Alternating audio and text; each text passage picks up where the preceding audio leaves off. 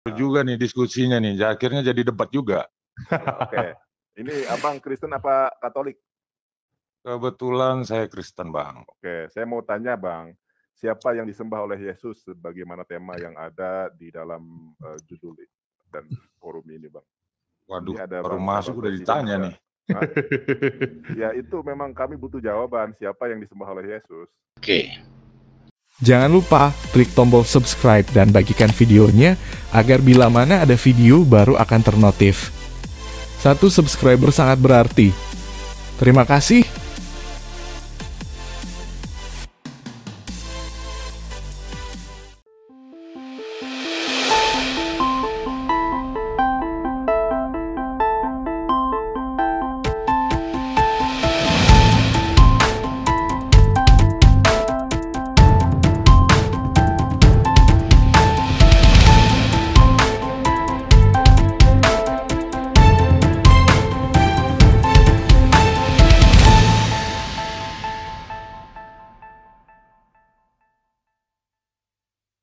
Om Swastiastu, Namo Buddhaya, salam kebajikan. Salam sejahtera bagi kita semua, dimanapun kita berada. Pada saat ini kiranya kita semua tetap berada dalam keadaan sehat, dan apapun yang merupakan aktivitas kita sepanjang hari ini, kiranya Tuhan Yesus memberkati kita semua. Dan kembali lagi berjumpa lagi di channel kita, yaitu Gereja YouTube, channel kesayangan kita bersama. Mari kita sama-sama memuliakan nama Tuhan. Terima kasih buat teman-teman, saudara-saudara semuanya, dan juga para sahabat Gereja YouTube yang sudah mendukung perkembangan channel ini dan nada setia. Mari kiranya kita tetap menggunakannya untuk menjadi berkat bagi semua orang. Baik, saudara-saudaraku, dengan video kali ini saya akan mau bagikan dan menanggapi sebuah video. Tapi sebelum kita menerapkan, ada baiknya rekan-rekan semuanya untuk menyimak sampai habis ini ya, dan juga sambil memberikan komentar. Oke, mari kita saksikan video berikut ini. Makanya disumpetin kayak gini.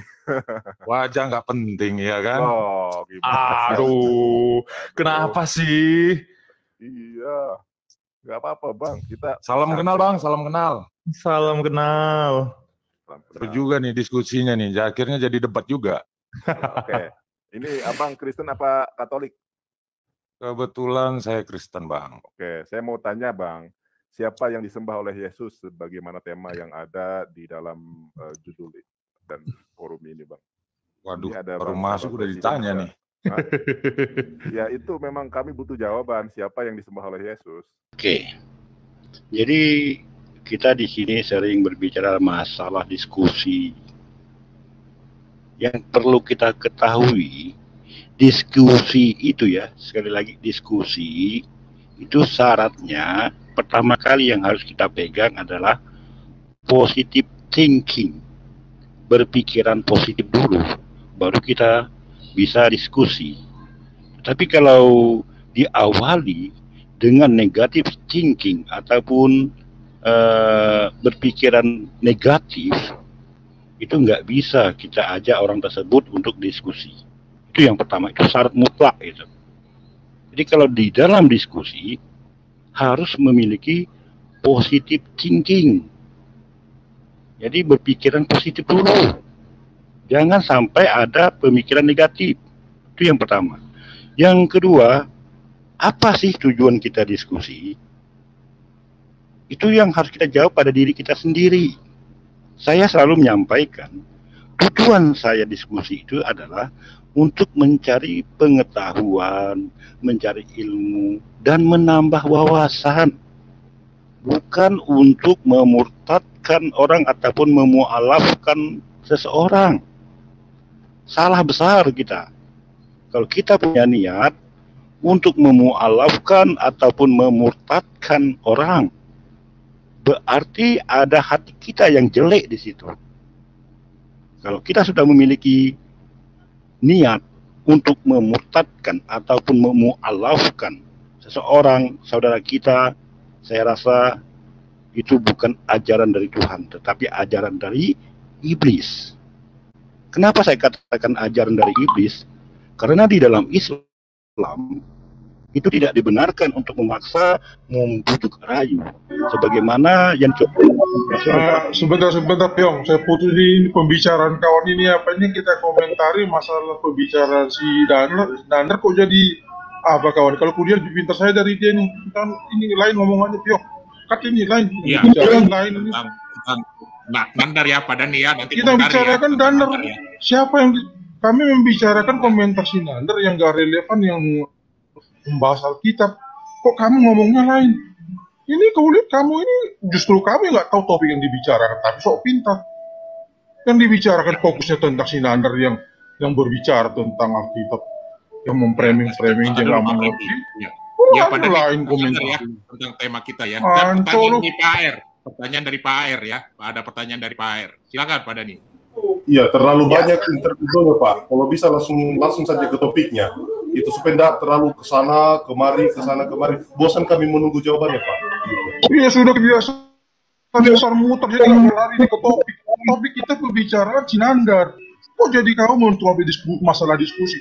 Saya lebih pintar memutarkan masalah diskusi. Saya bikin 5 hari 5 malam, saya jelaskan sama kau itu. Yang dibicarakan sekarang masalah Dander topiknya. Justru kau nggak tahu apa yang kau bicarakan. Ngomong jadi aneh. Oke, Pak Dani. Silakan Pak Dani.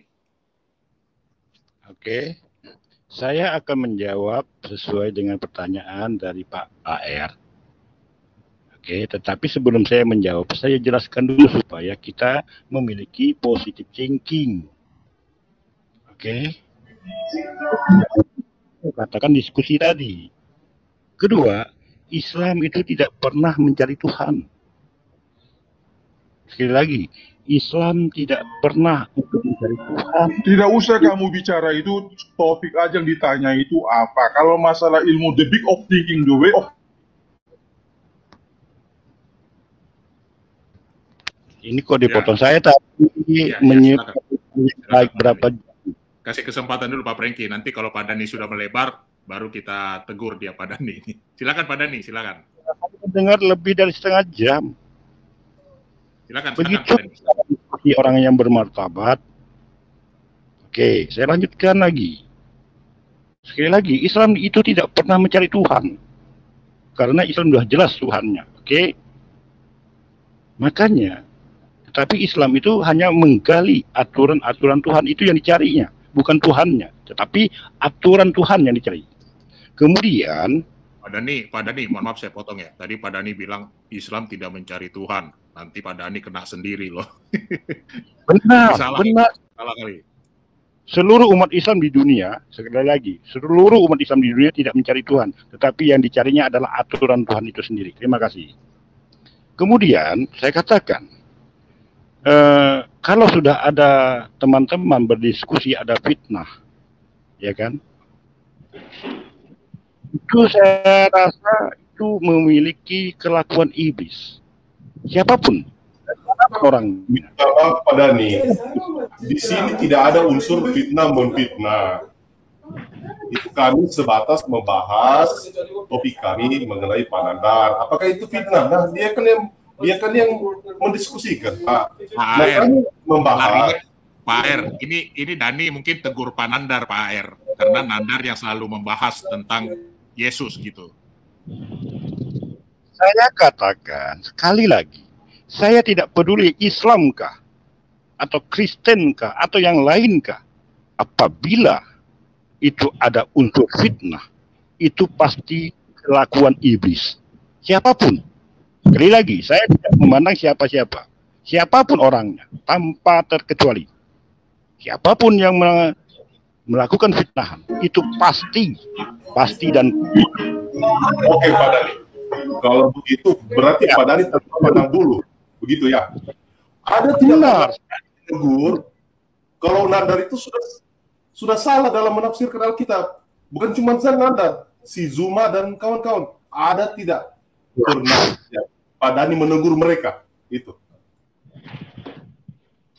Oke, saya sekali lagi tidak pernah pandang bulu kalau apabila ada fitnahan itu saya katakan, baik di Jum Islam, di Jum Kristen. Saya katakan, siapapun yang melakukan fitnahan itu adalah kelakuan iblis.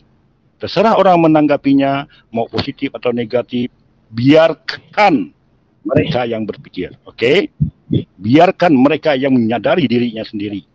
Oke, Pak Dani, oke. Kalau Pertanyaan saya tuh, iblis. Pak Dani, pertanyaan Pak Air. Pak Air, silakan Pak Dani, pertanyaan Pak Air.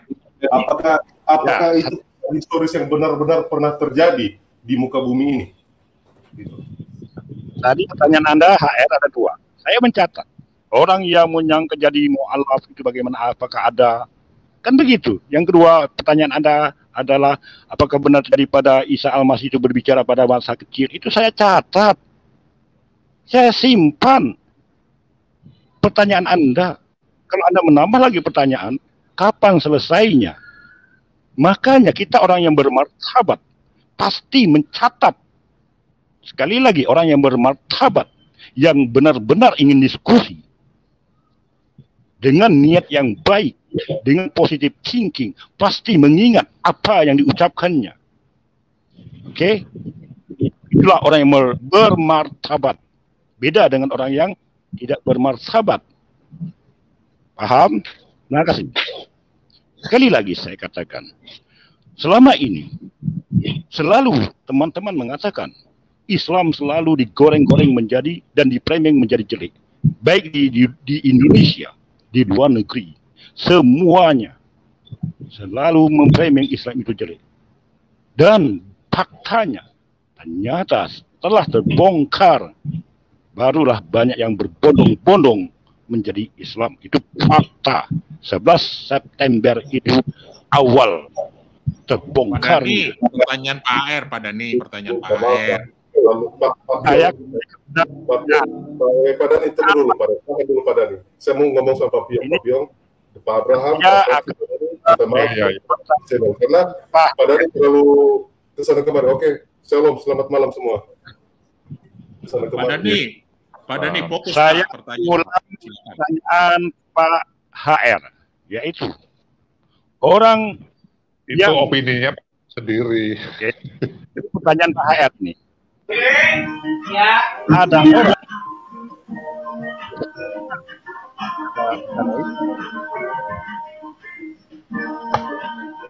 di dulu Pak.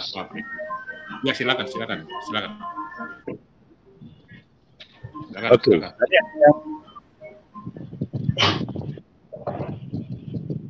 Oke. Orang tadi ataupun HR tadi, saudara kita HR, dia mempertanyakan apakah orang yang berada di dalam channel-channel YouTube ini bisa mempengaruhi oleh orang yang audiennya di mu'alaf. Kan begitu pertanyaan. Saya katakan sangat banyak orang yang menjadi mu'alaf gara-gara melihat YouTube. Tidak bisa kita pungkiri. Saya bisa punya bukti dan punya data yang otentik yang dimiliki oleh negara. Tadi saya juga sudah menyampaikan kepada Aditya dan langsung orang itu yang saya rekam di streamyardnya Bang Aditya. Itu adalah bukan rekayasa, tetapi orang tersebut benar-benar mengucapkan 2 kalimat syahadat, dan itu bukan rekayasa, dan itu langsung di video. Ada nih. Mungkin saya rasa kalau dari lihat tentang dari YouTuber gitu, ya pun kalau ada ya mungkin satu, tetapi dari berbagai banyak video gitu, itu pun nggak terlalu signifikan. Nah inilah makanya memangnya kita Pak Franky di mute dulu ya Pak. Sorry Pak. Iya, maksud saya begini Pak Dani. Di mute dulu ya Pak Franky. Maksud saya begini Pak Dani. Kalau Pak Dani berkata seperti itu kan menurut saya belum bisa menjadikan suatu data ya, bahwa dengan hujatan-hujatan dari ataupun pembahasan dari Nandar ataupun dari yang lain itu mereka berubah gitu ya. Karena menurut saya kekristenan ini sudah tahu Pak, dia sudah pasti tahu karena dia sudah pegang keselamatan.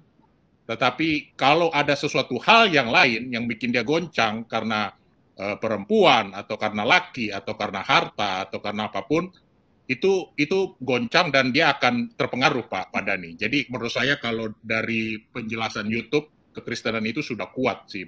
Menurut saya Pak Dhani begitu. Ya, benar Pak Piong, menurut Pak Piong. Tetapi data, bukti dan fakta tadi sudah langsung diwawancarai orang yang baru mengucapkan 2 kalimat syahadat dan langsung diwawancarai oleh teman-teman Pak Hajen yang dari Katolik, kemudian Bang Aditya, Ali Said, itu di channelnya Bang Aditya. Silakan dilihat tadi barusan jam 3-an. Jadi begini Dani, kamu itu kelihatan, kamu bilang kamu orang berpendidikan tapi tidak menunjukkan kelasnya. Kau langsung bisa mengambil kesimpulan begitu, tidak mengadakan metode penelitian, sudah mengatakan begitu. Kalau kamu itulah melihatkan kamu itu, omongan kamu itu tidak menyesuaikan intelektual kamu. Sangat saya riskan. Kalau kamu bicara seperti itu, lagi juga kedua, kalaupun ada orang mau mualaf, itu gak ada masalah, urusan pribadinya. Tapi jangan langsung kau mengambil suatu kesimpulan bahwa sudah mengambil kesimpulan langsung memutuskan bahwa banyak orang mualaf. Alangkah ceteknya pola berpikir kamu, alangkah ringannya yang selalu menganggap kamu sudah orang intelektual. Pola berpikir orang intelektual itu tidak seperti itu Dani, makanya omongan itu disesuaikan. Apapun, lagi juga kami umat Kristen maupun ada orang itu mualaf, nggak ada masalah urusan pribadinya kok, itu nggak ada masalah. Di channel si Bom Bom juga banyak yang menerima. Diam dulu. Di channel si Bom Bom juga banyak. Itu masalah sirkulasi keluar masuk itu urusan pribadi, bukan itu ukuran yang kita bicarakan sekarang, bukan itu.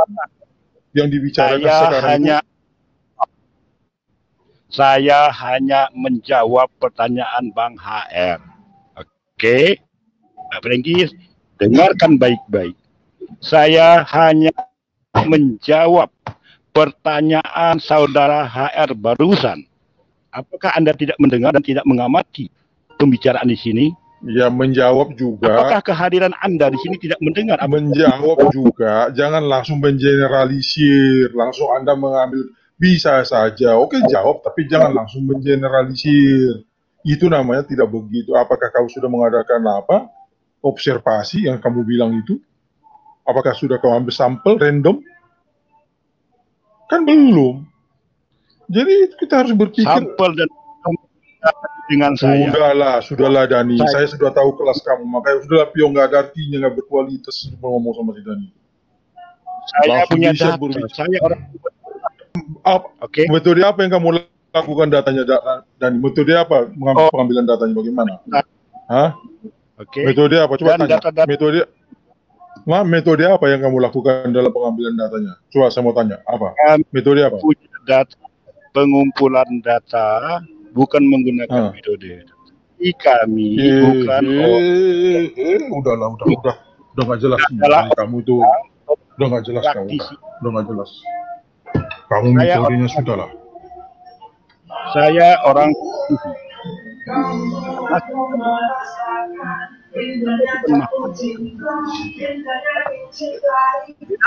Buat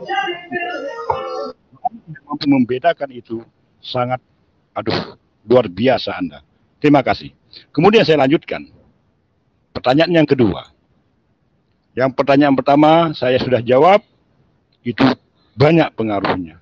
Bisa dilihat di channel Bang Aditya tadi jam 3. Kemudian pertanyaan kedua.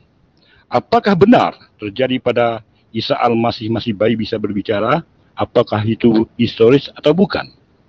Apakah itu dongeng atau hayalan? Itu pertanyaan dari.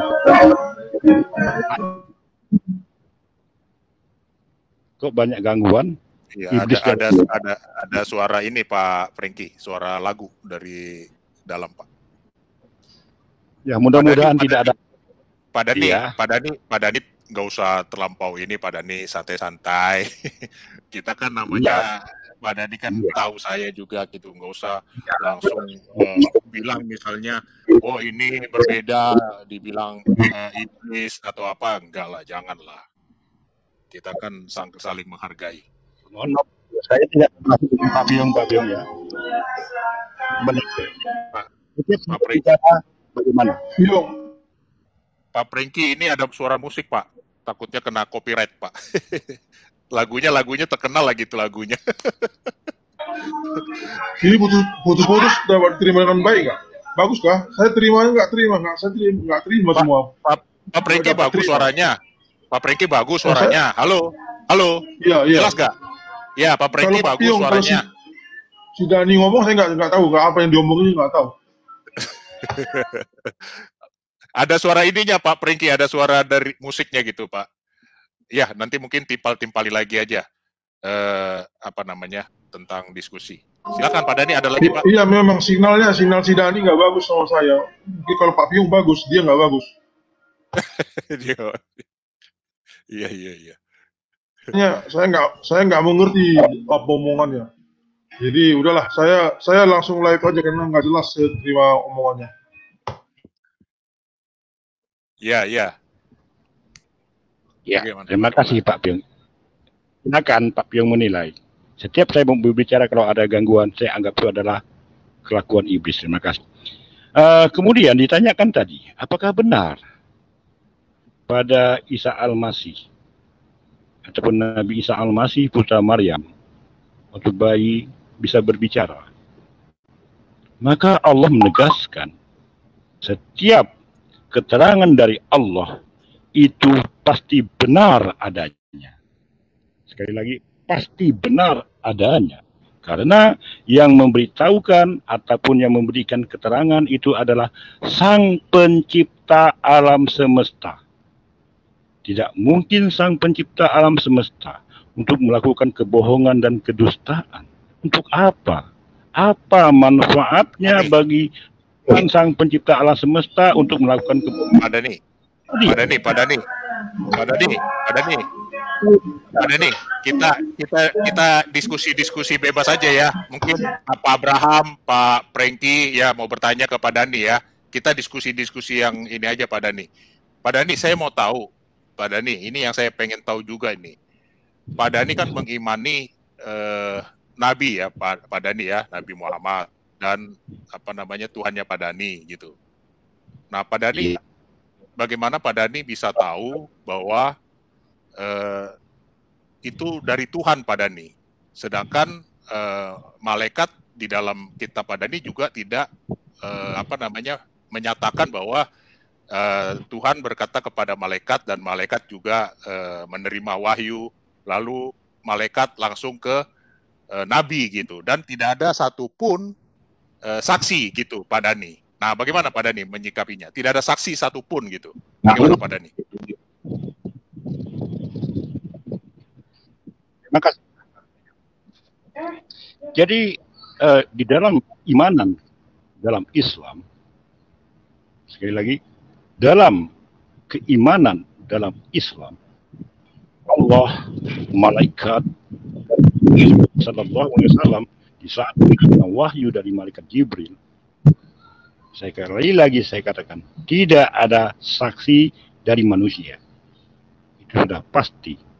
Tidak ada saksi dari manusia. Di saat menerima wahyu dari Allah, tidak ada. Oke? Yang namanya keimanan di dalam Islam, keyakinan kepada utusan Allah yang bernama Nabi Muhammad Sallallahu Alaihi Wasallam.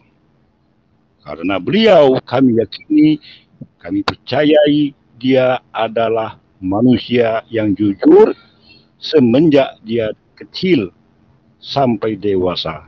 Sejarahnya lengkap tentang Rasulullah Sallallahu Alaihi Wasallam, maka digelar Al-Amin. Sebelum mereka menyebarkan. Oke, Pak Dhani. Halo. Oke, Pak Dhani. Kalau kita bicara tentang keimanan, itu memang sudah hak seseorang ya, sudah nggak bisa diganggu gugat. Sekalipun itu katakan ada apa di dalam karung, kucing atau anjing? Ya kita tidak melihat anjing kah, kucing kah. Nah itu hak seseorang untuk mengatakan. Tetapi dalam hal ini Pak Dhani lupa bahwa manusia itu punya akal, punya logika, dan itu adalah sudah menjadi kodrat manusia. Segala sesuatu itu harus logis, baik dalam sejarahnya. Kalau Bapak mengklaim begitu itu bahwa apa yang dikatakan Nabi Bapak, Al-Quran Bapak, itu semua terbantahkan di dalam sejarah dan di dalam juga tidak sesuai dengan Alkitab kami, Pak. Jadi begitu. Jadi tidak akan bisa memuaskan, Pak. Karena Bapak pun dan umat dan kawan-kawan Bapak juga akan bimbang terus. Karena hal itu akan dipertanyakan terus, kok tidak masuk akal. Sekalipun Bapak mengatakan, mencoba pengetahuan Bapak mengatakan ini, saya percaya dengan pasti. Tetapi batin Bapak tidak akan. Nah itu Pak. Jadi Bapak harus pikirkan itu atau dipikirkan bahwa manusia itu pada kodratnya ingin tahu dan tahu kebenaran sampai bisa dia mengerti dan klik di dalam hatinya. Selama itu berupa desas-desus, kebohongan, orang akan terus di dalam kekosongan dan tidak ada jawaban. Itu Pak, komentar saya. Ya, terima kasih Pak Abraham. Jadi di dalam Islam, ini kita bicara jujur. Di hati umat Islam, itu tidak ada secuil pun keraguan tentang Al-Quran. Tidak ada. Sekali lagi, umat Islam yang mempelajari ajaran Islam tidak pernah secuil untuk ragu tentang ayat-ayat Al-Quran itu dari Allah. Tidak pernah. Apa Ya, dasarnya? Dasarnya saya tidak fair. di dalam Al-Quran itu. Itu kan kata Bapak. Ya, Tapi faktanya Pak, Iya. banyak orang-orang yang tidak ragu Pak. hanya saya batasi untuk umat Islam. Coba didengarkan baik-baik. Untuk umat Islam di dunia, sekali lagi ya, untuk umat Islam di dunia tidak ada keraguan tentang Al-Quran itu dari Allah Subhanahu wa Ta'ala, Sang Pencipta alam semesta ini. Untuk umat Islam. Dasarnya apa? Dasarnya ayat Al-Quran di dalam surah Al-Baqarah yang berbunyi, "Zalikal kitabu la raiba fihi, hudan lil muttaqin." Al-Quran itu tidak ada keraguan di dalam hati manusia yang bertakwa. Tidak ada keraguan sama sekali. Sama sekali tidak ada terlintas untuk meragukan ayat tersebut. Kalau kita sudah ragu, berarti tanda tanya kita, apakah ajaran itu benar atau salah? Apakah ajaran itu dari Tuhan atau bukan? Itu yang harus kita tanyakan kepada diri kita sendiri. Karena kebenaran itu sekali lagi terpancar dari hati dan jiwa, bukan dari Allah. Hati yang akan Pak Dhani, Pak Dhani, Kekuatan Pak dan Dhani. Ya, sudah ditangkap Pak Dhani, sudah ditangkap. Nah, tadi kan Pak Dhani, ini kita diskusi bebas saja ya, karena sudah menjelang-jelang terakhir juga. Tadi Pak Dhani bilang tidak ragu gitu terhadap Tuhannya Pak Dhani. Tetapi Pak Dhani kan sering bilang kalau surga itu ya kan kalau Pak Dhani bilang tidak ada apa insya Allah ya Pak Dhani ya. Ya kita kan nggak tahu kesananya gitu kan ya Pak Dhani ya. Kalau Kristen kan beda karena memang sudah ada juru selamat ya. Itu memang perbedaan mendasar di dalam keimanan. Nah kata Pak Dhani tidak ragu, sedangkan itu berkata insya Allah itu apa artinya Pak Dhani? Apa artinya Pak? Insya Allah itu semoga Allah, sekali lagi, insya, semoga Allah, insya Allah, semoga Allah, sekali lagi, semoga Allah meluruskan apa yang dikatakan. Itu yang namanya insya Allah. Karena apa? Karena umat Islam itu tidak boleh memastikan sesuatu yang belum terjadi. Itu larangan dari Tuhan Sang Pencipta alam semesta. Kalau kita memastikan sesuatu yang belum terjadi, berarti kita ingin menyaingi kekuasaan Sang Pencipta alam semesta. Itu yang dilarang oleh Allah. Pak Dhani yakin selamat masuk surga, ya kan? Kalau kita lihat Allah, ustadz-ustadz dan ulama-ulama, bapak banyak yang mengatakan aja seperti tidak yakin masuk surga, kita hanya berusaha. Tapi sekarang bapak mengatakan dengan seyakin-yakinnya. Nah, ini kontradiksi antara pernyataan bapak dengan pernyataan-pernyataan dalam Al-Quran maupun ulama-ulama bapak. Jadi ini sebetulnya hanya pendapat pribadi bapak di sini. Kalau saya berkata, Pak, komunis itu benar, dan orang komunis Cina kata seyakin-yakinnya bahwa komunis itu benar. Nah, sama saja dengan bapak, dengan yang lain, ya. Jadi opini bapak itu sebetulnya umum aja sifatnya, begitu. bukan opini saya, Pak Abraham, tetapi dalilnya. Maka fi akhir hayat, barang siapa di akhir ani yakula, berkata la ilaha illallah Muhammad Rasulullah padakhalal jannah. Barang siapa yang mengakui Allah Tuhannya dan Nabi Muhammad SAW itu adalah utusan Allah, maka pasti dia masuk ke surga. Itu janji Rasulullah SAW. Ada ayatnya, Pak Dhani, ada ayatnya. Ada dalilnya bahwa dijamin gitu. Kalau Tuhan Yesus kan berkata akulah jalan, ya. Dia sendiri yang ngomong di Alkitab gitu. Jadi kita percayalah karena dia sendiri yang ngomong gitu. Ada dalilnya, Pak Dhani. Itulah dalil yang saya baca. Ayatnya gitu saya bacakan itulah dalam hadis Rasulullah SAW. Hadis berapa, Pak Dhani? Hadis berapa? Pak Abraham dimut dulu ya, Pak Abraham ya. Kayaknya mut ini apa? Suaranya Pak Abraham. Nanti kalau Pak Abraham bicara, Pak Dhani mut, saya juga mut ya. Karena suaranya ini kan. Atau Pak Dhani yang ini nih, mic-nya nih kali Pak Dhani nih, kok nggak bersih suaranya ini. Enggak, ya insya Allah suara saya bersih kok, mic saya bagus. Ya, ini bagus tadi enggak ini. Ya kan? Nah, itu. Oke, silakan Pak Dhani. Ayatnya berapa yang menjamin masuk surga? Coba dengarkan dulu. Di dalam hadis Rasulullah mengatakan begini. Mangkana fi akhiril hayat. Maksudnya barang siapa. Ini dalilnya begini. Mangkana fi akhir hayat yaqulu la ilaha illallah fadakhalal jannah. Itu ayatnya. Dasarnya. Ucapan daripada baginda Rasulullah SAW di dalam hadisnya, yaitu bab keimanan. Sila saja buka di dalam Bukhari maupun Muslim sama. Ada di bab hadis atau namanya hadis berapa? Hadis Sallallahu Alaihi Wasallam. Hadis.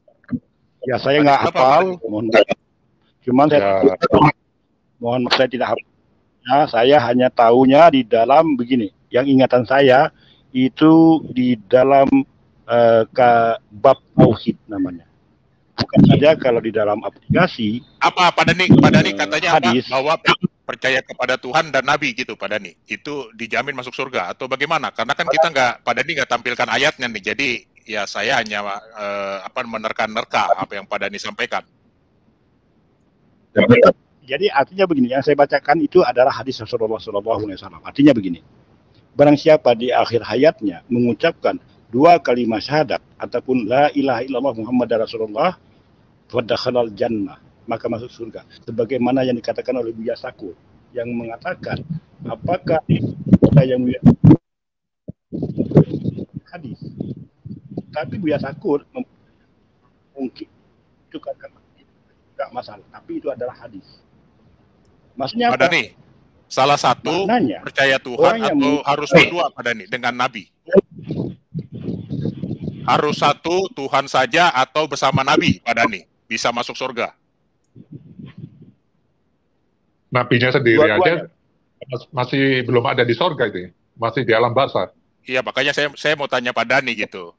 Pak Dhani dan umat Pak Dhani harus percaya Tuhan satu saja atau harus dua dengan Nabi? Nah, karena ini kan akan panjang nanti Pak Dhani. Silakan. Iya. Jadi setelah datangnya Rasulullah SAW, maka kami harus mengimani Rasulullah. Apa dasarnya? Dalam Al-Quran, Rasul amri, taatlah kepada Allah, taatlah kepada Rasul.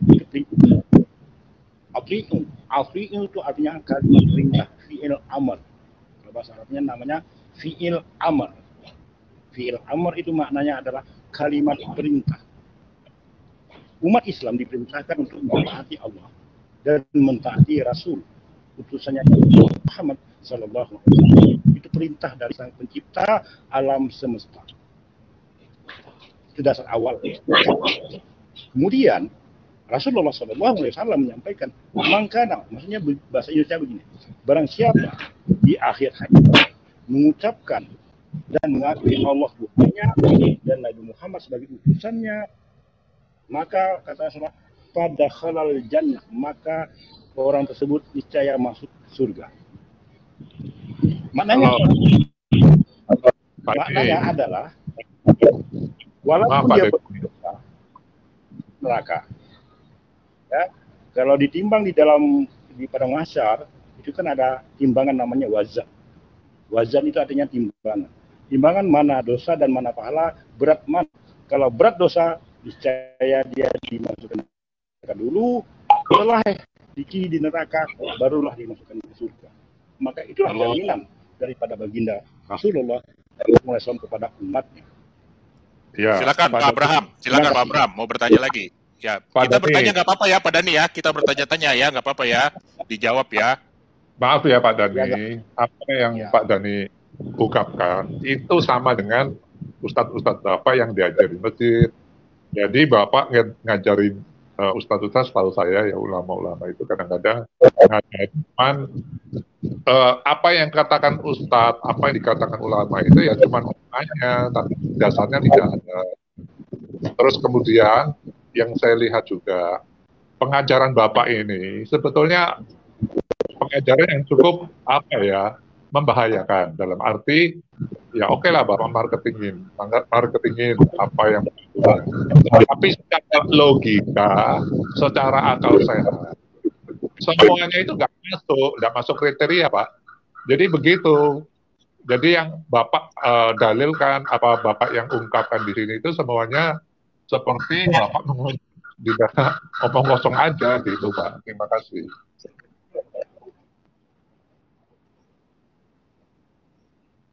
Ya, terima kasih Pak Abraham. Banyak hal-hal yang tidak masuk logika. Contoh, neraka dan surga tidak bisa kita logikakan. Siapa yang pernah masuk ke surga dan menceritakan tentang kondisi real di surga? Tidak ada. Bapak, kalau yang real ya, kalau bukan gambaran sih. Ya, bentar Pak. Kalau Bapak ngomong surga, Bapak bicara tentang bidadari 72 di surga. Kenapa mesti harus di surga? Bapak cari aja di bumi. Itu sudah surga Pak. Bahkan ada raja kaisar istrinya 1000. Itu surga sudah Pak. Jadi nggak perlu surga itu bukan dikatakan seperti ada seks dan segala macam. Itu omong kosong itu. Semuanya nggak ada itu Pak. Maaf ya Pak ya. Ya nggak apa-apa. Anda yang berkata demikian, saya tidak ada persoalan. Dan umat Islam tidak ada yang tersinggung. Percayalah. Umat Islam tidak akan ada yang marah, tidak ada yang tersinggung. Karena keyakinan Bapak dan keyakinan kami berbeda. Kami mengimani sesuatu yang tidak ada datanya. Oke, tidak ada fakta dan data. Itulah yang dikatakan iman. Iman itu kita mengimani sesuatu adalah mengimani yang tidak memiliki data dan fakta, termasuk surga dan neraka. Itu tidak ada fakta dan ada data. Kalau kita tidak mempercayai, berarti kita tidak beriman. Terima kasih. Wah, itu beda, Pak. Di dalam kekristenan iman itu tidak seperti yang Bapak omongkan ya, maaf ya Pak ya. Jadi iman itu sebetulnya adalah fakta juga, tapi fakta itu Bapak terima di dalam rohnya, di dalam batin orang itu. Orang itu bisa melihat apa yang di dalam batin, apa yang ada Tuhan katakan dalam Alkitab atau di dalam firman-Nya. Itu di dalam iman itu bukan hanya sekedar konsep di dalam pikiran. Kalau pikiran itu Pak ya, Bapak harus tahu pikiran tertutup, hati yang tertutup, pikirannya tertutup, maka kesimpulannya juga akan salah. Hati yang terbuka, maka pikirannya akan terbuka, kesimpulannya jadi benar. Kalau hatinya masih tertutup dan tidak mengerti, maka apa yang Bapak pikirkan pasti ya kayak gini, gitu. Sehingga yang kesimpulannya juga akan salah. Contoh, sekarang saya bilang, di sorga itu seks. Benar, Pak Abraham, sangat benar. Saya mengakui kebenaran itu. Apa yang diucapkan barusan oleh Pak Abraham sangat dan sangat benar. Sekali lagi, apa yang dikatakan Pak Abraham itu sangat dan sangat benar. Maka kunci kebenaran ada di dalam hati kita. Kalau di hati kita ada keraguan, tolong, sekali lagi, tolong dan tolong kembalikan hati kita yang ada keraguan.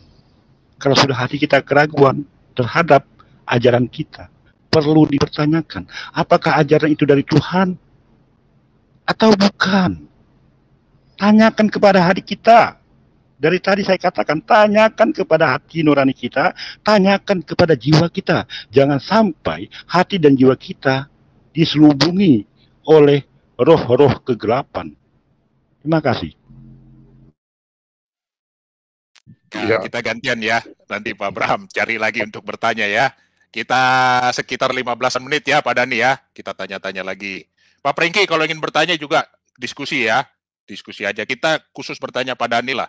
Karena Pak Dhani kan udah sering bertanya tentang iman Kristen di Pak Bom Bom. Nah sekarang kesempatan kita-kita nih yang ada di dalam room nih. Cuman sedikit. Pak Dhani, ini Pak Dhani saya mau tanya ya. Nabi Pak Dhani itu siapa namanya dan apa agamanya Pak Nabi Muhammad sebelum jadi Nabi Pak Dhani? Bisa jawab nggak Pak Dhani? Sebelum jadi Nabi siapa nama dan agamanya Pak Dhani? Namanya tetap Muhammad Muhammad ya, dulu belum ada sallallahu alaihi wasallam. Di saat datuknya ataupun kakeknya yang bernama Abdul Muthalib itu di umur 7 hari dia mendatangi Ka'bah. Kemudian dia memegang Hajarul Aswad.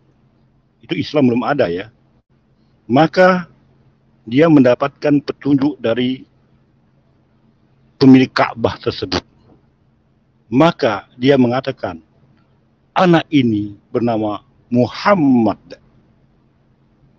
Sekali lagi, anak ini bernama Muhammad.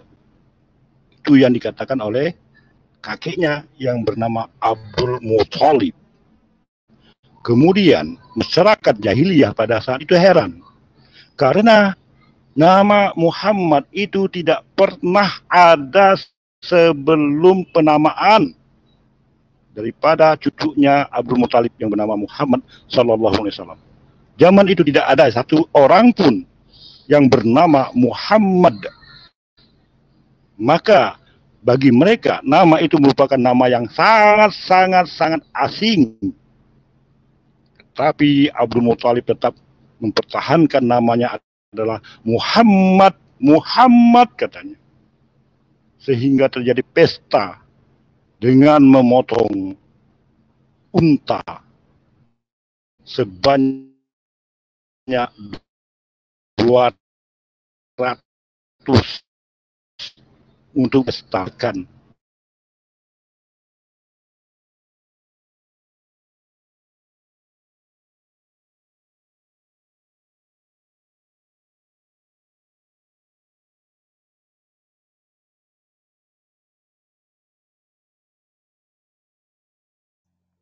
Halo Pak Dhani, kok nggak ada suaranya? Halo? Suaranya putus ya? Yang di live chat? Iya, putus. Sama ya, putus ya Pak Abraham ya sama ini. Iya, nggak benar Pak lagi. Dani, putus suaranya Pak Dani. Tapi ya, Pak Dani.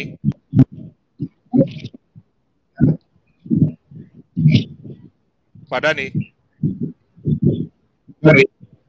Iya. Ini akan ada Silakan pertanyaan. lanjut. Iya, Pak Dani tadi terputus Pak Dani ya, tapi saya tadi sudah ditangkap lah. Terus agamanya apa Pak Dani agamanya? Silakan. Ya, lupa saya. Sorry. Agamanya adalah agama Hanif.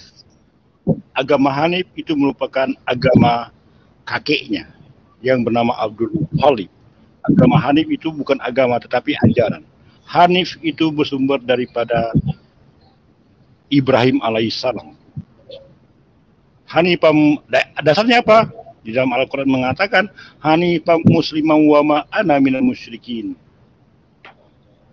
Kami ini adalah agama yang lurus kata Ibrahim alaihissalam, dan kami bukan orang-orang yang musyrik. Itu merupakan peninggalan dari Nabi Ibrahim alaihissalam kepada Ismail alaihissalam, kemudian dilanjutkan dengan anak keturunannya hingga datanglah yang bernama Nabi Muhammad SAW dari keturunan dari Bani Ismail ini. Karena Bani Ismail ini merupakan sekali lagi penjaga daripada Ka'bah dan air Zam-Zam. Karena yang mencurahkan, cerita itu panjang, ya, mencurahkan tentang air Zam-Zam ini ada kaitannya.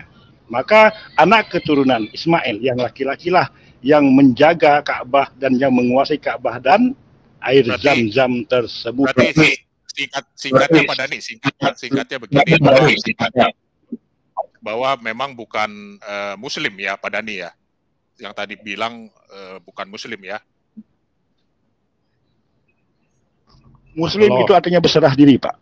Bukan Islam. Kalau Anda Bapak katakan bukan Islam, iya. Islam, tapi kalau ya. Bapak bilang bukan Islam. Ya. Kalau Muslim, dia Muslim, Pak. Sekali lagi. Oke. Pak Dani. Islam itu agama Muslim. Tetapi bukan Berarti Islam. bukan. Bapak bisa membedakan antara Muslim dan Hmm. Jadi kalau Bapak tidak bisa membedakan mana Muslim, mana Islam, itu memang mungkin orang-orang yang belum memahami ajaran Islam, dia kebingungan. Mana Islam, mana Muslim. Itulah yang membuat orang-orang yang di luar Islam menjadi kebingungan. Karena dia tidak mengerti apa itu Islam dan apa itu Muslim. Sekali Tapi lagi, Pak Dani, Muslim. Oke. Silakan. jadi bukan Islam ya Pak Dani ya, pasti bukan Islam. Tapi Ya, Muslim, tapi Muslim. Gitu ya Pak Dani, Ya. tapi Muslim. Terus Oke, Pak Dani, ini satu lagi nih. Nanti kita gantian ya, satu kali lagi nih. Saya padahal masih banyak banget nih saya mau tanya gitu ya. Tapi satu kali Pak Dani. Ini ada Quran hadis Pak Dani.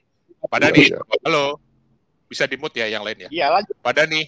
Monitor. Ya, ini ada Quran hadis ya dari HR Abu Daud 2841. Ya, saya bukakan. Semoga bisa kelihatan di luar sana ya yang menonton. Kalau bahasa Arabnya nanti Pak Dani lah yang tapi sudah hafal lah, sudah tahu. Saya langsung aja terjemahannya Pak Dani ya. Telah menceritakan kepada kami ya Ahmad bin Hambal, telah menceritakan kepada kami Waki, telah menceritakan kepada kami Ikrimah bin Ammar dari Asim bin Sumaik Abu kok ini ya, coba di-mute dulu ya supaya nggak keluar suaranya nih. Dari Asim bin Sumaik dari Abu Sa'id Al-Khudri. Kepada Dadi saya mute dulu ya Pak Dadi ya, soalnya keluar. Ya, ini bagus nih. Nanti Pak Dani kalau sudah menjawab baru buka mic-nya Pak Dani. Telah menceritakan kepada kami ya tadi ya, dari Asim bin Sumaik dari Abu Sa'id Al-Khudri, ia berkata, Rasulullah SAW apabila serius atau sungguh-sungguh dalam bersumpah, ya, beliau mengatakan demi zat ya, yang jiwa Abu Al-Qasim di tangannya.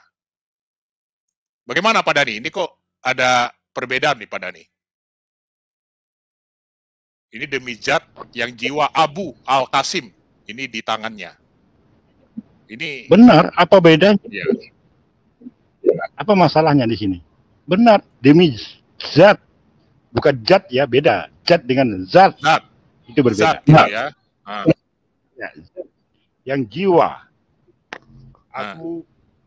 Abu Al-Qasim. Ya. Maksudnya Benar. bagaimana di tangannya? Jadi Abu Qasim ini merupakan ada suatu nama orang. Jadi ini keturunan baginda Rasulullah SAW itu yang namanya Abu Qasim, kerabatnya ataupun keluarganya dari Rasulullah SAW. Dia mengatakan demi zat jiwa Abu Qasim. Jadi jiwa Abu Qasim ini berada di tangannya. Tangan siapa? Tangan zat itu. Siapa zat itu? Yaitu Allah Subhanahu wa Ta'ala. Lalu kenapa ada apa dengan ini Pak Nabi Muhammad kok berbeda Pak? Ini ada lagi Abu Al-Qasim. Bagaimana itu Pak Dhani? Qasim itu nama orang Pak. Abu Qasim itu artinya bapaknya si Qasim. Oke, Abu Qasim itu namanya bapaknya si Qasim. Kalau orang Arab, tradisi orang Arab, Abu Qasim ini adalah anak si Abu Qasim ini adalah gimana ya mencontohkannya? Misal saya Dani, anaknya Pak Dani, begitu. Atau bapaknya Pak Dani. Gimana menceritakannya? Bapaknya saya ini, itu loh. Bapaknya saya ada di tangan Allah, begitu loh. Jiwa bapak saya ini berada di zatnya Allah, di dalam jiwanya Allah atau di dalam tangannya Allah, di dalam kekuasaan Allah. Itu maknanya. Jadi bapak saya ini jiwanya berada di kekuasaan Allah. Berarti si Qasim ini, Abu Qasim ini adalah orang yang benar. Itu maknanya. Oke, sudah? Oke, Pak Dhani, silakan. Yang lain mungkin satu pertanyaan supaya kita bisa selesai. Ya, saya tidak lama lagi. Oh iya, ada yang baru masuk Pak. Pak Kritis ya, Pak Dhani sabar ya. Pak Kritis baru masuk. Silakan Pak Kritis. Pak Kritisi. Selamat malam Pak Kritisi. Pak Kritisi lagi. Saya Pak. Oh, Pak Karol. Selamat malam Pak Dhani. Jumpa lagi Pak Dhani. Ya ini ada jodoh apa kan? Saya terdengar ini? Jelas. Saya baguslah. Saya jumpa untuk kedua kali saat ini dengan Pak Dhani. Bolehkah saya melanjutkan diskusi yang tadi, karena tadi bersama Ibu Uti saya sudah tidak sempat mengikuti karena signal saya keluar dan tidak lagi jumpa dengan Pak Dhani waktu itu. Tentang silakan ya Pak Dhani ya. Silakan. Pak Dhani kan mengatakan, ya langsung saja Pak Dhani ditanggapi. Sekiranya masih diingat yang tadi di tempatnya Bang Adit. Apa ya? Saya lupa juga karena banyak juga di tempat Bang Adit. Iya. Baik, dalam sebagaimana biasa. Oke, ya baik. Sebagaimana biasa Pak Dhani menyatakan ajaran dalam Islam sangat lengkap. Islam sebagai agama akhir zaman dan agama untuk semua kalangan, segala masa,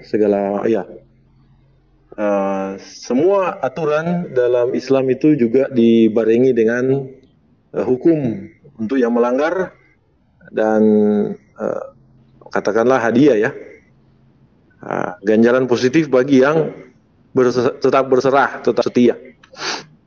Nah, saya kali tadi bertanya menunjukkan contoh kasus lah tentang Aprilia Menganang dan kakaknya Amasya Menganang yang dalam hidup mereka akhirnya harus menerima menerima campur tangan pihak ilmuwan dalam hal ini medis, kalangan medis, untuk kejelasan jenis gender mereka, jenis kelamin mereka. Artinya saya mau menyatakan di sini bahwa agama apapun kita ternyata membutuhkan, katakanlah tanda kutip, pihak ketiga dalam hal ini kalangan ilmuwan atau kalangan pihak dokteran dalam kasus saya tadi yang saya ajukan, dalam kasus yang saya ajukan, untuk membantu kehidupan kita. Untuk kasus yang saya ajukan itu adalah kasus Amasya dan Aprilia Mangana yang kemudian menjadi laki-laki. Padahal sebelumnya mereka berdua itu ditetapkan sebagai perempuan, bahkan sudah menjadi atlet kesohor, ya, atlet voli kesohor di tim wanita Indonesia. Padahal sekarang mereka sudah menjadi laki-laki. Gimana pendapat pandangan Pak Dan? Ya, silakan penjelasannya. Tadi ya, tentang hadis Rasulullah, kan sudah jelas itu.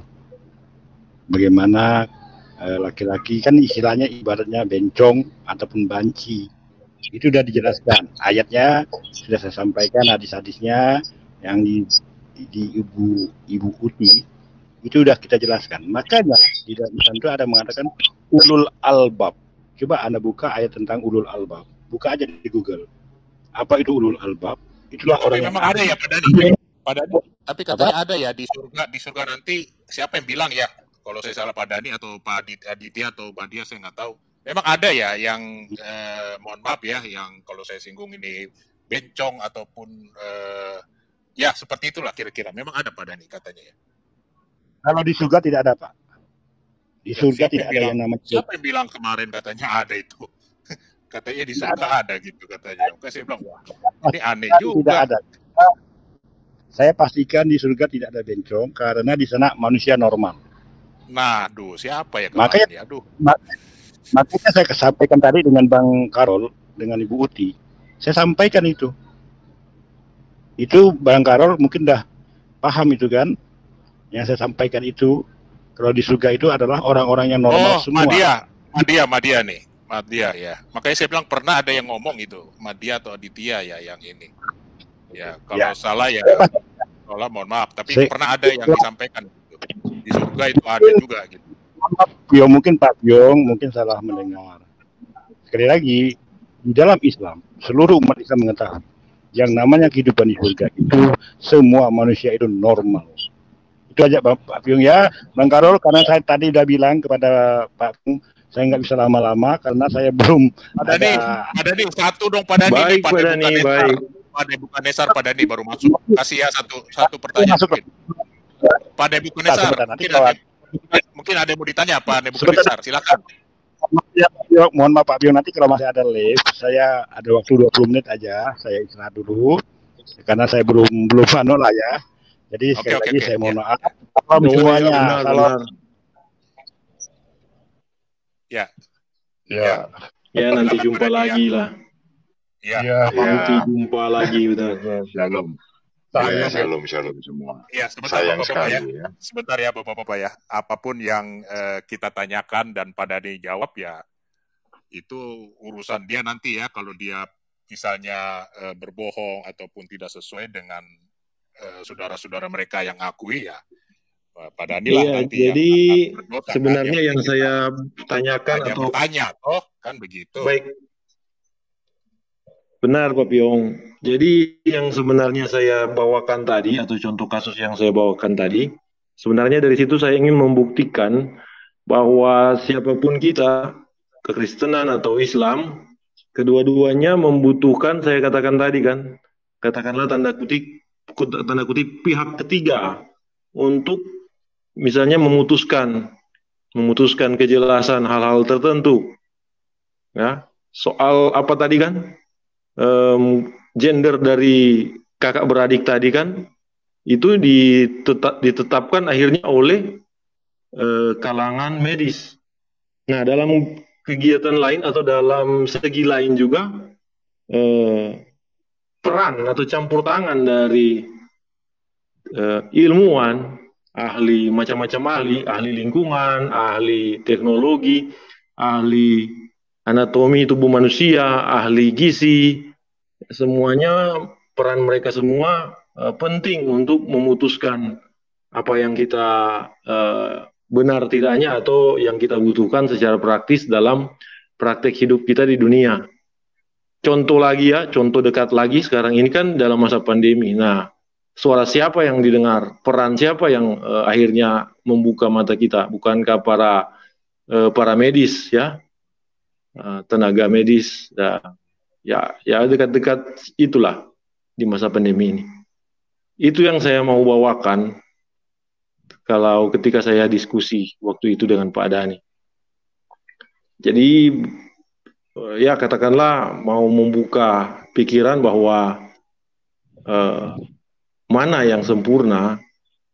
Ya memang dalam kalangan Pak Dhani dinyatakan kesempurnaan itu ada pada yang datang paling akhir, penyempurna, penutup dan sebagainya itu.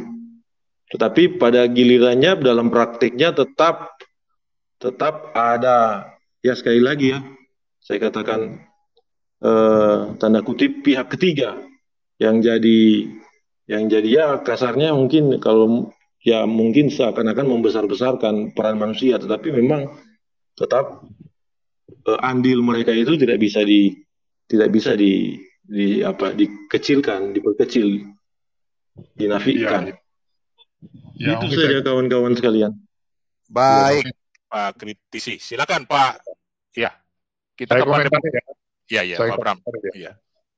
Yang sebetulnya begini Pak ya, Bapak, kita itu harus percaya kepada hukum alam Pak. Jadi makanya kalau di dunia ini berlaku hukum alam. Saya kasih contoh dalam Kejadian 1 pasal 1 ya. Pada waktu penciptaan ya, jadilah terang. Nah, terang itu adalah cahaya. Itu mengawali semua terjadinya materi di alam semesta ini dan hukum-hukum juga. Ya, karena Tuhan tidak pernah jadilah emas, maka emas itu jadi. Jadilah tembaga, tidak. Jadilah maka tembaga. Tidak demikian. Begitu Tuhan katakan jadilah terang, maka cahaya. Jadi kalau kita mempelajari hukum fisika, itu pada waktu itu cahaya dalam suatu kepadatan yang luar biasa yang dikatakan oleh Tuhan itu bertumbuhkan, akhirnya menyebabkan ada elektron. Jadi kemudian kalau kita mengenal belajar kimia, hidrogen, ya, kemudian jadi helium dan segala macam, sehingga ada unsur-unsur. Jadi proses itu proses fisika juga, proses hukum-hukum biologi, sehingga kalau misalnya terjadi kayak Bapak ceritakan tadi, ya, tentang ada seseorang, apakah laki perempuan, ya sudah, hukumnya gimana, terjadi hukum alamnya gitu. Toh nanti di dalam surga juga nggak ada laki perempuan lagi gitu loh. Ya tadi kan yang diceritakan oleh Pak Dhani tadi, saya juga geleng-geleng kepala itu mengenai tentang surga, di sana ada laki-laki, ada perempuan. Itu apa namanya sudah nggak benar semua gitu loh. Menurut kacamata kita, kalau kacamata dia kan masih seolah-olah di surga itu hukum dunia masih berlaku. Nah, itu bisa kita buktikan di dalam kitab Kejadian. Saya nggak akan bicara di sini panjang-panjang ya. Itu ya pertama ya. Terus kemudian saya juga mengomentari dari Pak Dhani tadi, menguatkan pandangan tentang J. Smith. J. Smith itu kan sejarawan yang menyelidiki tentang Muhammad atau Islam ya. Itu ternyata dia memberi pernyataan bahwa kata Muhammad itu tidak ada nama pada waktu itu, nama orang Arab itu namanya Muhammad. Dan ini saya bukakan di dalam kitab Lukas, pada itu adalah kata-kata yang berarti diberkatilah dia yang datang, yang diutus dari surga. Itu ketika Tuhan Yesus ada dielulukan, itu kata-kata itu ada di situ. Itu sebetulnya awal mula kata Muhammad. Nah, jadi itu menguatkan pandangan bahwa tidak ada yang namanya sebetulnya Muhammad, itu nama orang orang atau buatan saja yang diklaim. Begitu juga dengan Mesias. Nah, Mesias itu diklaim, saya lah Mesias. Ya, kalau kita lihat sejarah, sejarah orang-orang Yahudi mengatakan saya Mesias. Mesias kan artinya orang-orang yang jadi penyelamat, jadi juru selamat. Nah, itu pengakuan-pengakuan itu juga terjadi di dalam Islam melalui khilafah-khilafah atau sahabat-sahabat Nabi ketika mereka sudah berkuasa dan kemudian mengklaim bahwa dirinya lah utusannya. Nah, ini menurut J. Smith ya Pak ya, Pak Abraham? Iya, justru menguatkan. Justru saya, wah ini berarti benar ini, gitu. Jadi kata Muhammad itu bukan memang sudah ada, memang itu kata-kata itu diambil dari Alkitab, artinya diberkatilah dia yang diutus oleh Tuhan. Itu Anda buka, ya tadi saya buka-buka, tapi sudah saya tutup lagi ya. Jadi begitu Pak, mungkin komentar saya. Jadi nggak panjang-panjang ya. Terima kasih. Ya, baik, Pak Abraham, terima kasih. Ya, Pak Kritisi. Pak Nebukadnezar, ya ini terakhir nih ya. Luar biasa nih, terima kasih sudah mampir. Silakan Pak Nebukadnezar. Iya, shalom. Ya, mohon maaf saya tadi baru masuk lalu mendengar pernyataan Pak Dhani. Saya tergelitik. Ketika dia mengatakan Ibrahim lalu diturunkan kepada anaknya Ismail yang menjadi nabi, kemudian diteruskan kepada Muhammad. Ya kan? Tapi kalau saya buka surah, Ismail itu tidak ada untuk dijadikan kenabiannya itu. Saya buka di surah 2927, surah 1949, surah 2172. Itu mana dikatakan nabi dan rasul dari keturunan Abraham, Ishak dan Yakub dan dijadikan kenabian. Tidak ada Ismail. Dia begini ya, pernyataan-pernyataan Pak Dan semakin banyak, semakin panjang lebar, dan semakin banyak pernyataan yang mengundang pertanyaan. Karena apa? Orang yang bertanya selalu merujuk kepada dalil. Dalilnya begini kok, Pak Dhani ngomongnya begini. Iya. Jadi menimbulkan pertanyaan lagi. Makanya tadi Pak Dhani itu baru sedikit tuh, banyak banget sebenarnya saya mau tanya itu. Belum lagi mengenai surga ya, belum lagi mengenai kok kenapa harus dipakai jembatan dengan rambut sehelai dipotong di 7 gitu kan. Ini kan menurut saya ya tapi itu kan ininya dia ya Pak, tapi kan banyak yang kita mau tanyakan lah mengenai ajarannya Pak Dhani gitu. Nah itu yang tadi Pak Nebukadnezar bilang, menimbulkan pertanyaan lagi. Jangankan kita memberikan pertanyaan baru, pertanyaan yang tadi kita itu dijawab Pak Dhani, kita ingin bertanya lagi makanya tadi saya buka lagi apakah agamanya atau namanya nabinya Pak Dhani ini sebelum menjadi Nabi Muhammad gitu loh. Siapa nama dan agamanya apa. Makanya itu akhirnya, tapi karena tadi jawabannya juga Pak Dhani karena mungkin mic-nya ya, jadi kurang jelas, ngedengung juga. Jadi saya tidak begitu mendengar jelas jawaban dari Pak Dhani gitu. Tapi pada intinya benar Pak Nebukadnezar, akan menimbulkan pertanyaan lagi, seperti tadi dibilang. Karena dia yakin ke surga, ya karena Tuhannya memberikan gitu, menjamin ke surga. Lantas Pak Dhani saya tanya, itu kalau dibilang belum pernah saya dengar bahwa ada yang menjamin ke surga gitu ya. Karena biasanya Pak Dhani dan teman-teman itu mengatakan insya Allah ya. Nah itu kan berarti kan beda dengan kita gitu yang kepastian di dalam surga, kepastian untuk masuk ke dalam surga melalui Yesus Kristus Tuhan gitu. Nah itu loh pernyataan Pak Dhani ini membuat kita jadi bertanya lagi gitu. Silakan Pak Nebukadnezar. Iya, kalau yang terakhir pernyataan dia masuk surga, jaminannya, apa berani dia buka? Di mana dalilnya? Kalau saya berani buka dalilnya. Mereka, umat Islam bisa masuk surga, ada yang jamin dengan syarat. Itu ada di dalil Musnad Ahmad itu. Kalau berkenan, bisa dibentangkan. Supaya nanti saya tidak jadi hoax. Itu ada. Ulang Pak, tadi apa Pak? Ulang. Tentang jaminan masuk surga bagi umat muslim itu ada di dalilnya di Musnad Ahmad 21757. Ada, dijamin masuk surga. Nah, supaya tidak menjadi hoaks, bila berkenan bisa dibentangkan itu. Jadi supaya banyak yang tahu, oh ini jaminannya. Dari mana Pak? Dari mana? Musnad Ahmad. Hadis ya Pak? Hadis. Iya, hadis. Bentar Pak, sebentar. Itu berarti bertentangan dengan Al-Quran dong Pak?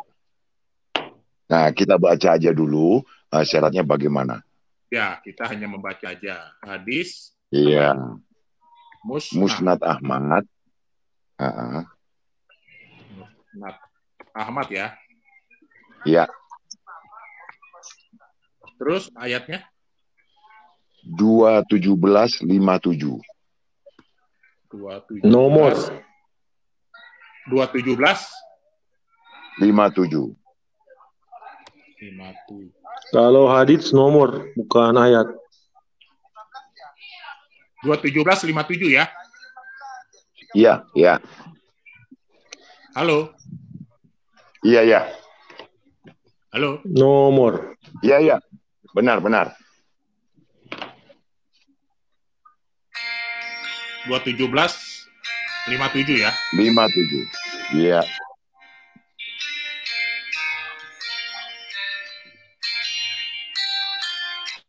Ada musik. Tes.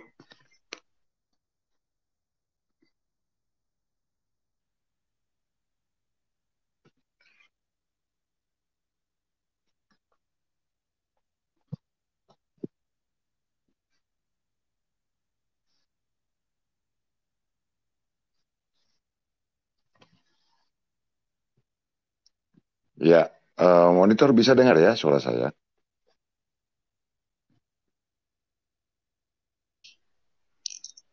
Iya, terdengar. Oke, saya pikir internet saya. Bisa kebuka Pak, nggak bisa kebuka. Nggak bisa kebuka. Hadis Musnad Ahmad ya, 21757 ya? Iya, benar. Nggak bisa kebuka nih. Oh, bisa. Sebentar. Bisa, ya. Bentar. Saya share ya. Ya. Bentar saya share.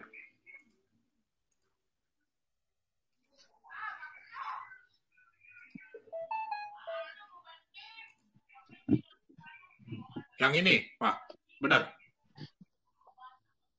Ya, tolong dibaca itu. Kecil soalnya saya. Udah.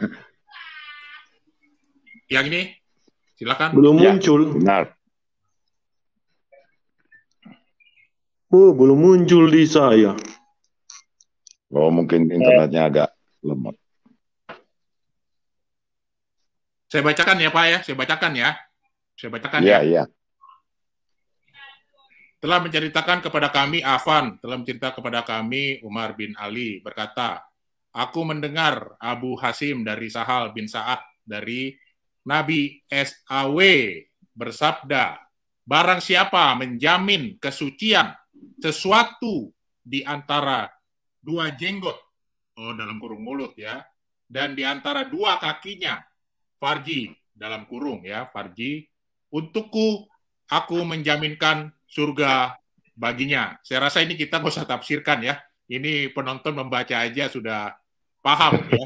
Ini ayatnya sudah sering kita dengar dan menurut saya mereka harus menjelaskan nih. Karena kita sudah sering dengar juga, sering bahas ya tentang ayat ini ya. Dan ternyata ada jaminan surga ya Pak ya. Menjaminkan aku surga baginya asalkan ada kesucian ya. Nah ini. Ya, jadi maksudnya barang suci ya, menjaminkan kesucian dari yang punya itu, ya kan? Kalau dua jenggot, di antara dua jenggot dijelaskan lagi dalam kurung yaitu mulut, dan di antara dua kaki dijelaskan lagi apa itu dalam kurung farji. Nah, farji ini apa? Ya kalau saya sih udah paham aja, penonton juga udah paham. Iya. Jadi ya kita perhalus saja. Farji adalah kemaluan. Ya itu surga. Ya. Berarti artinya surga itu orang Islam itu dongsek, Pak. Nah, jadi ya kurang lebih ya banyak. Saya sendiri ya. Tapi ya tertulisnya seperti itu. Ya. Mungkin begini, mungkin saudara-saudara Muslim mengatakan begini, itu doif ya kan, atau maudhu atau apa, kita nggak tahu mungkin ya. Baiklah, kalau memang itu ya coba yang lebih sahih lagi Bukhari 9553. Ini sahih Bukhari, Imam besar Bukhari. Putus-putus apa di saya ini putus-putus Pak ya? Ya 9553. Tapi memang keselamatan secara umum dalam Islam kan keselamatan secara umum yang penting tidak syirik kan? Tidak syirik itu kepastian selamat. Kalau soal adanya yang mudah-mudahan itu manakala kalau dirasa bahwa selama hidup itu belum terlalu baiklah dalam menjalankan hidup, masih banyak dosa dibandingkan dengan pahala yang dibuat. Jadi makanya disebut mudah-mudahan. Tapi itu pun ujung-ujungnya akan selamat. Hanya dihisab saja dosa-dosanya.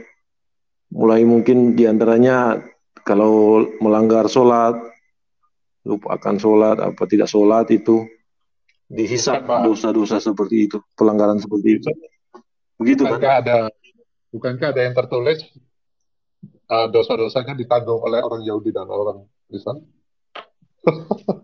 Oh iya, betul. Ada di hadis juga itu. Saya tak tahu, lupa hadis berapa. Ya. Kalau tentang pernah saya dijelaskan soal itu memang. Ya, itu tentang penebusan saat di neraka. Jadi ditebus dari siksa api neraka itu di Ahmad sama di Muslim. Jadi sekarang gini, kita pakai logika.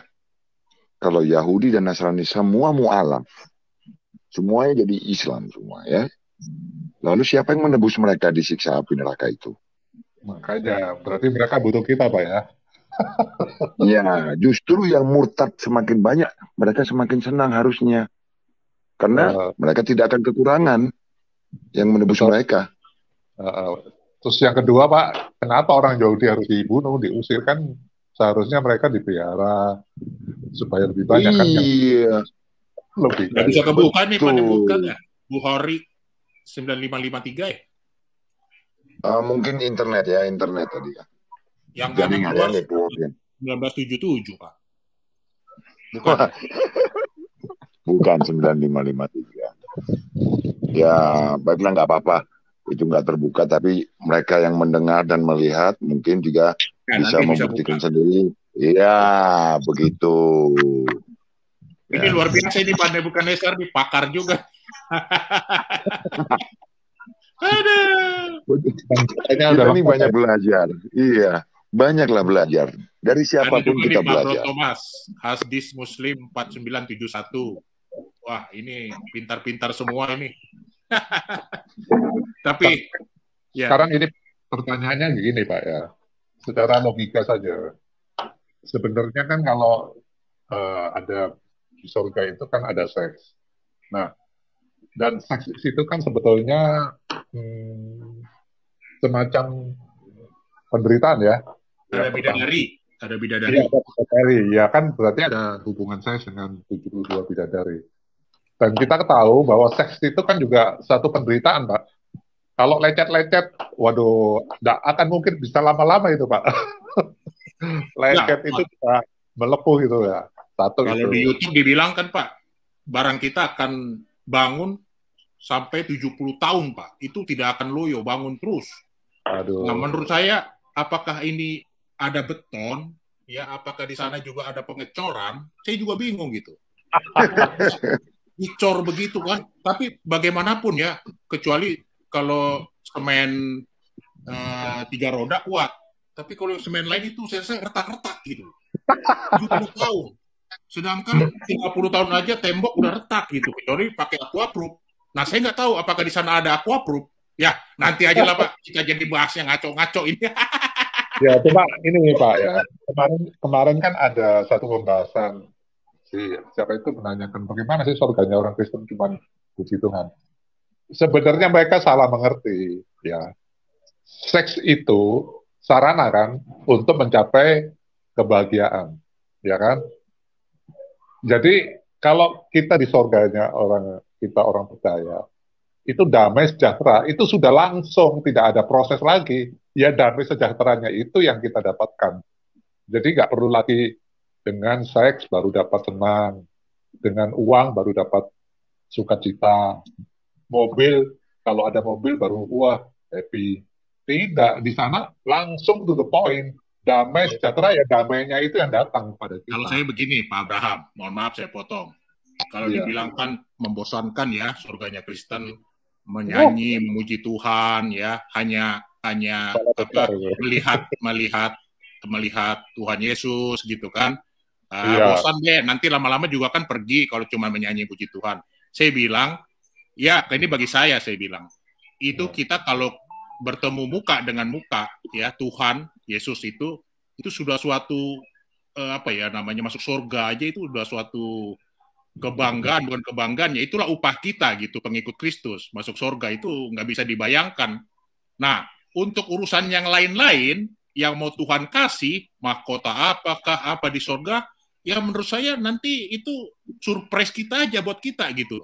Jadi kita tidak memikirkan hal-hal lain tentang sesuatu hal yang nantinya malah akan menjadi prank atau hoak. Lebih baik kita tidak pikirkan hal-hal yang dijanjikan muluk-muluk, bahkan menyenangkan, ya, bahkan akan menjadi pemicu orang untuk mati karena akan bertemu para bidadari gitu kan. Ternyata nanti kita tidak tahu bagaimana di sana. Lebih baik saya pikir hanya bertemu Tuhan saja, muka dengan muka itu suatu kebanggaan, suatu hormat saya gitu. Saya bisa masuk surga. Suatu hormat gitu, bertemu Tuhan, menyanyi apapun nanti itu suatu hormat. Adapun Tuhan memberikan yang lain, ya bonus atau apapun itu, wah itu saya tidak bayangkan. Di surga kita di dunia kita dikasih bonus atau apapun itu kebahagiaan luar biasa. Apalagi di surga Tuhan kasih yang tidak kita pikirkan. Menurut saya begitu. Lebih kita tidak pikirkan daripada kita pikirkan ternyata nanti di prank gitu Pak. Tidak usah Pak, di dunia aja ketika kita lahir baru, wah sukacitanya, damai sejahteranya luar biasa, ya kan? Itu belum di surga loh, masih di dunia. Ketika Tuhan memberikan kita damai sejahtera yang tidak ada di dunia, tidak ada di toko bangunan damai sejahtera ya. Justru itu yang diberikan Tuhan itu. Kita duduk diam-diam gini aja udah seneng banget. Apalagi cuma makan sambal tempe, nggak masalah. Gitu Pak. Baik, nampaknya ini makin panas ya kita kalau bicara tentang surga dan neraka ya.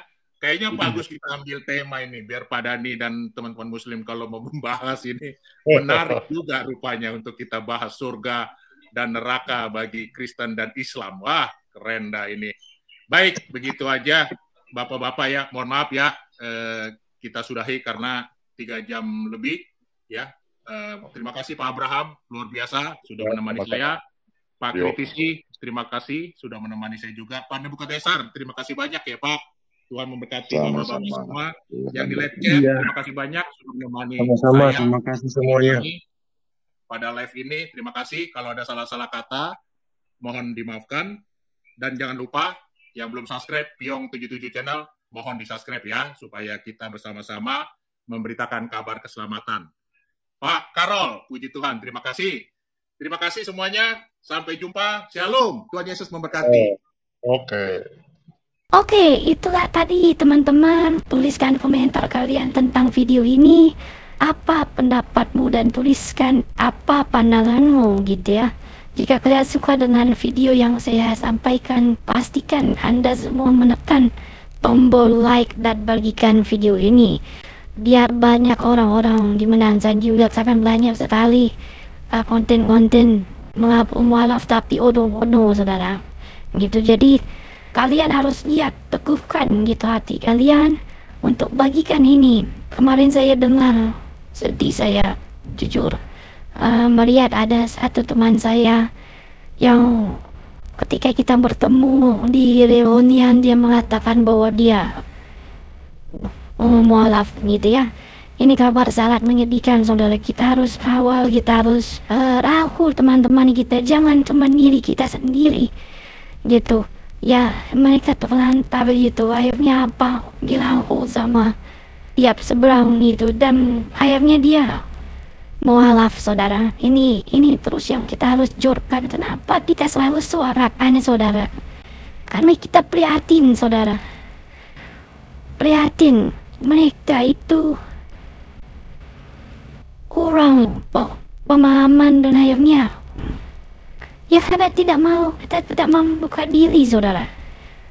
Itu yang saya tangkap. Saya bilang sama dia ketika dia bilang gue udah mualaf gitu, sis gue udah mualaf gitu, dan saya jelaskan sama beliau kenapa gitu sampai sebegitunya, dan dia bilang apa, kita orang Kristen tidak mau membuka diri gitu, hanya bisa tertutup gitu. Sedangkan pelajaran itu harus diajarkan, edukasi itu harus disampaikan. Kalau dia melihat YouTube oke bagus, tapi ketika dia bertemu langsung face to face kepada pembinanya dan sebagainya, mentornya, itu dia merasa lebih memahami saudara. Maka dari itu saya siap kapanpun kalau diajak untuk bertemu, memberikan edukasi. Betul ya saudara? Baik, itu yang bisa saya sampaikan. Terima kasih. Tuhan Yesus memberkati kita semua. God bless.